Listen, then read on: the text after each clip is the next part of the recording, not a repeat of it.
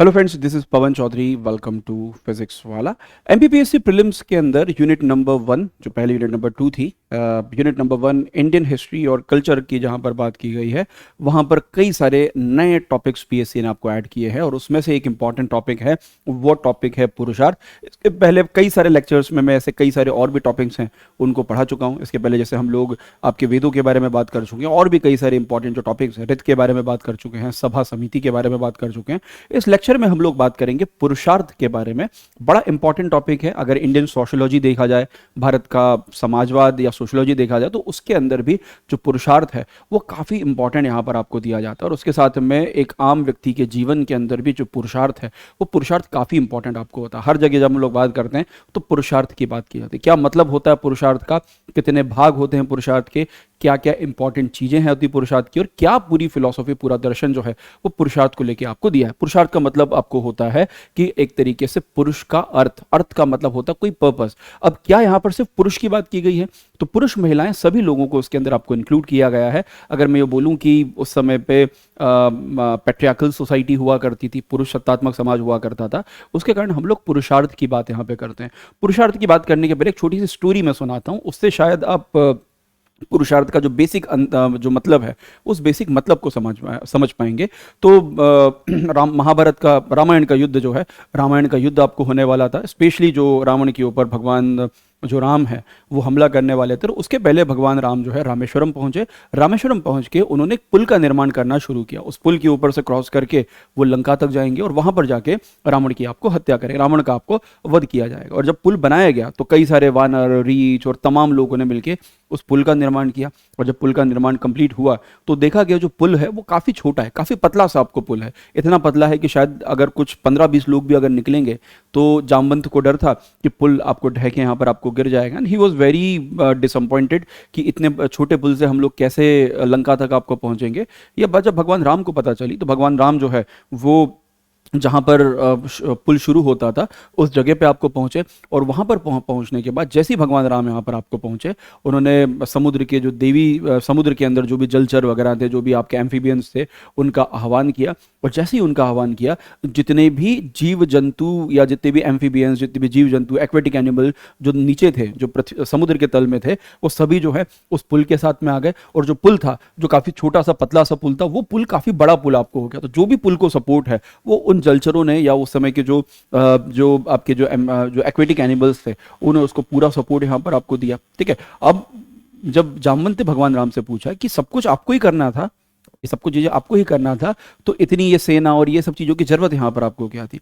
तो भगवान राम ने बोला कि ये पुरुषार्थ आपको है कि जब तक हम अपना कर्म नहीं करेंगे, अपना पुरुषार्थ नहीं करेंगे, तो ये चीजें भी हासिल नहीं हो पाएगी। जब तक अगर ये पुल नहीं बनता तो जलचर वहां पे सपोर्ट करने आपको कैसे आते? तो यहाँ पर भगवान राम ने पुरुषार्थ के बारे में आपको बात की थी।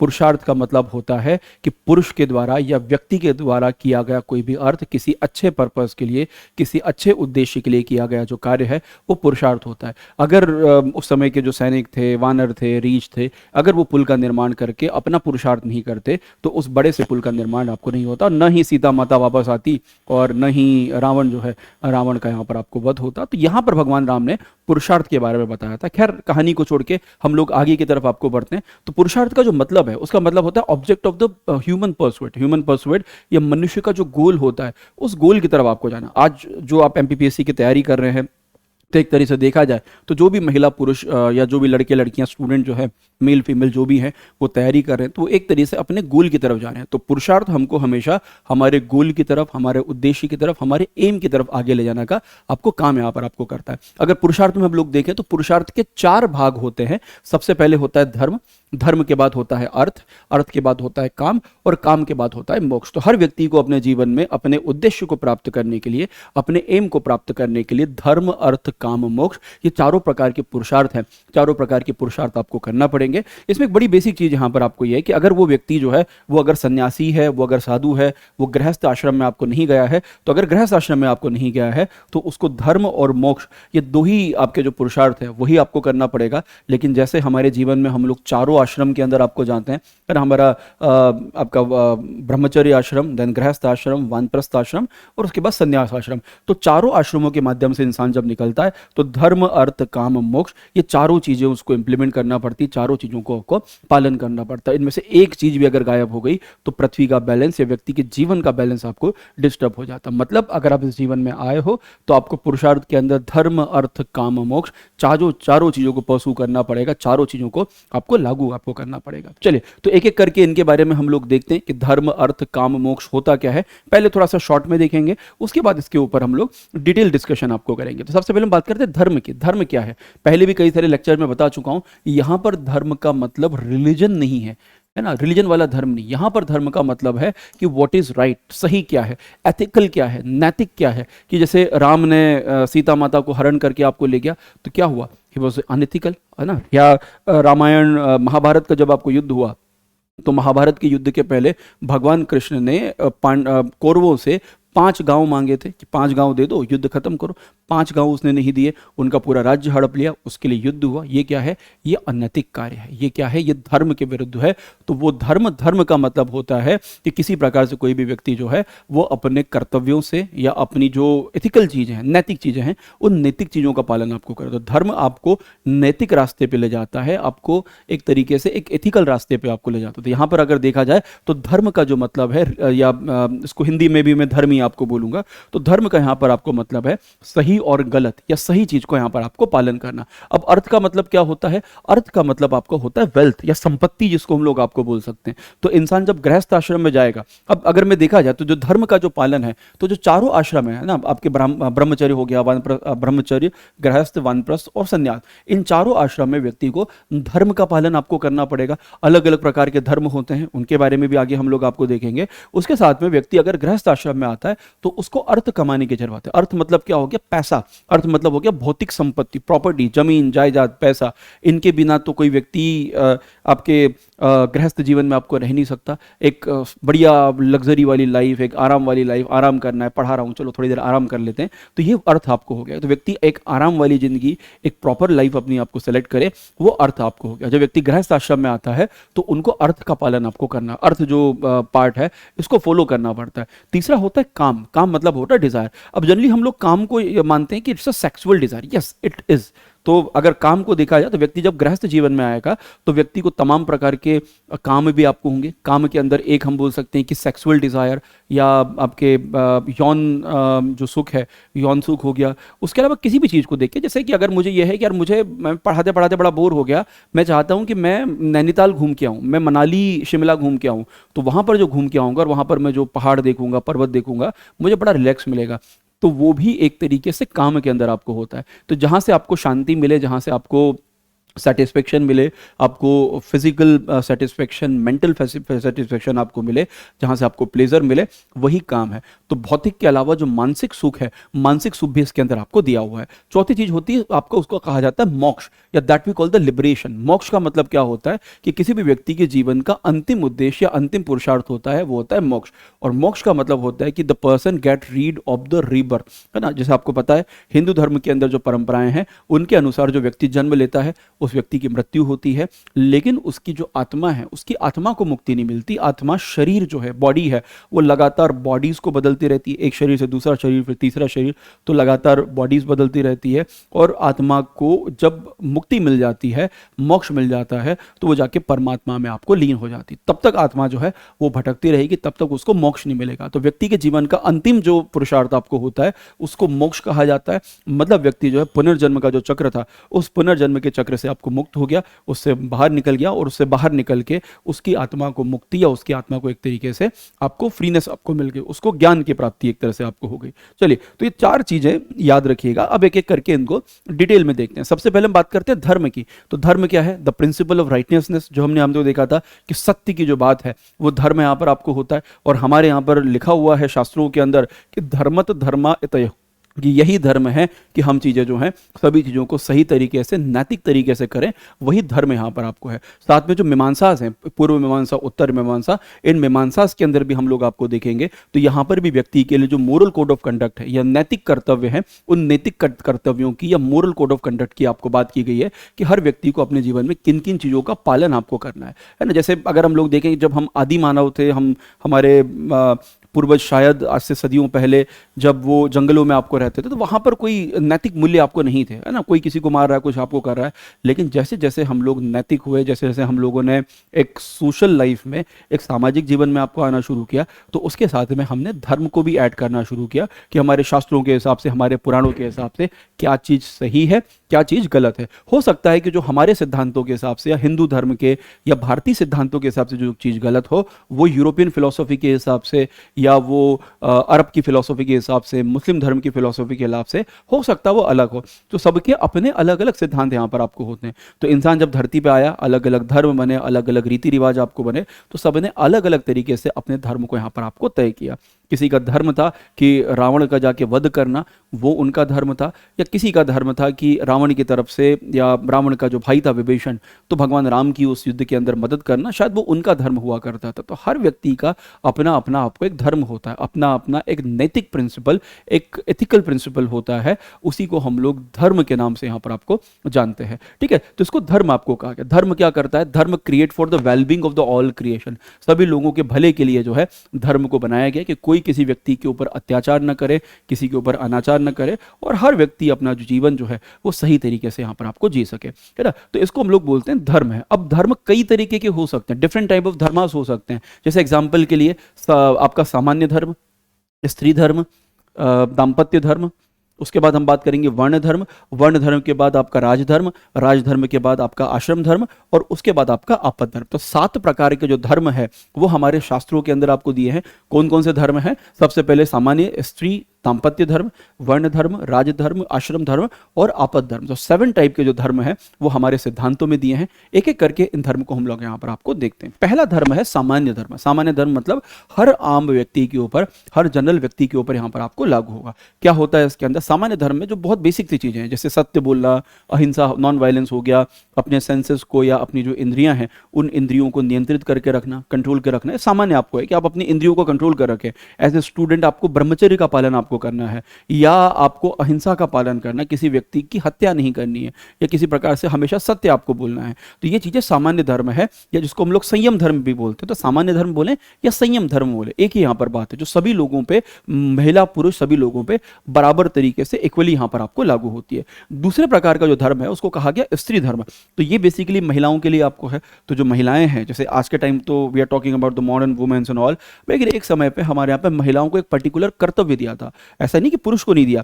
तो पुरुष और महिलाओं के जो कर्तव्य हैं उनको प्रॉपर डिवाइड किया गया था। पुरुष का काम था कि भाई वो जो भी ब्रेड एंड बटर है उसको अर्न करके लाए, और उसके बाद जो महिलाएं हैं उनका काम होता है कि घर के अंदर सब कुछ जो मैनेजमेंट है, घर के अंदर हर चीज को यहाँ पर आपको मैनेज यहाँ पर आपको करे। तो स्त्री धर्म जो है which is basically related to women, कि महिलाओं के लिए जो अधिकार दिए, महिलाओं के जो धर्म दिए गए हैं, उन धर्म की यहाँ पर आपको बात करते हैं। महिलाओं के कर्तव्य, उनके उत्तरदायी और उनके चरित्र के बारे में यहाँ पर आपको बात आपको की गई है। ठीक है, उसके अलावा तीसरे जो प्रकार का धर्म है वो दाम्पत्य धर्म है। दाम्पत्य धर्म मतलब क्या हो गया? दाम्पत्य मतलब आप बोल सकते हैं दंपत्ति, कपल, है ना। तो शादी हुई, गृहस्थ आश्रम में आए, शादी हुई, जैसी शादी यहाँ पर आपको हुई, उनका दाम्पत्य धर्म आपको शुरू हो जाता है। एक दाम्पत्य धर्म का या एक पति पत्नी का उद्देश्य या उनके जीवन का उद्देश्य आपको क्या हो सकता है? तो यहाँ पर महिला और पुरुष, पति और पत्नी, दोनों के कर्तव्य, दोनों की जो ड्यूटीज हैं, दोनों की ड्यूटीज आपको ऐड हो जाती है। जैसे एक ड्यूटी यहाँ पर आपको होती है कि उनको जो जो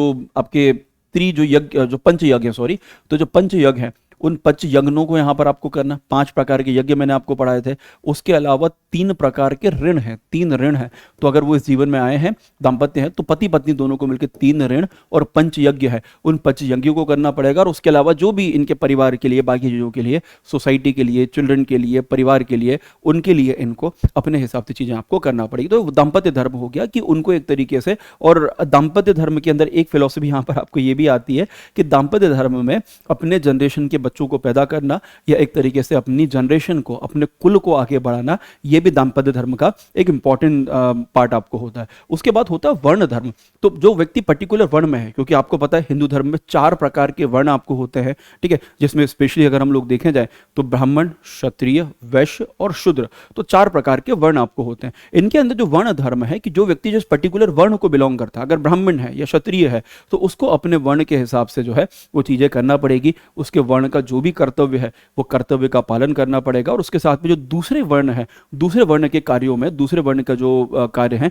उसमें किसी प्रकार का कोई भी इंटरफेयर आपको नहीं करना। मतलब जो भी समाज के लिए उसको कर्तव्य दिए गए हैं उन कर्तव्यों का पालन जो है व्यक्ति को वर्ण धर्म में रह के आपको करना पड़ेगा। यही कारण था कि एक समय पे जब राष्ट्रकूट राजा थे, उनका नाम था दांतिदुर्ग, वो एक ब्राह्मण व्यक्ति थे, लेकिन उनको जब राजा बनना था तो उन्होंने हिरण्य गर्भधान नाम का यज्ञ किया, और वो यज्ञ करके वो ब्राह्मण से क्षत्रिय में कन्वर्ट आपको हुए, है ना, द्विज जिसको कहा जाता है। तो वो चाहते तो डायरेक्ट रूल कर सकते थे, लेकिन धर्म की स्थापना के लिए प्रॉपर चीजें आपको हो, इसके लिए उन्होंने उस यज्ञ को किया, और यज्ञ करके वो क्षत्रिय कुल में आपको कन्वर्ट हुए। अगला धर्म होता है वो होता है राजधर्म। राजधर्म क्या होता है? राजा का धर्म होता है, किंग का धर्म होता है, कि जो भी राजा आपके ऊपर रूल कर रहा है उसका एक कर्तव्य आपको होगा। राजा सभी लोगों को बराबर तरीके से देखे, अपने प्रजा के सुख के लिए, उनके वेलफेयर के लिए, उसके लिए आपको काम करे, उसको हम लोग राजधर्म आपको बोलते हैं। तो राजा का जो धर्म है वो राजधर्म होता है। पांचवें प्रकार का धर्म हो गया।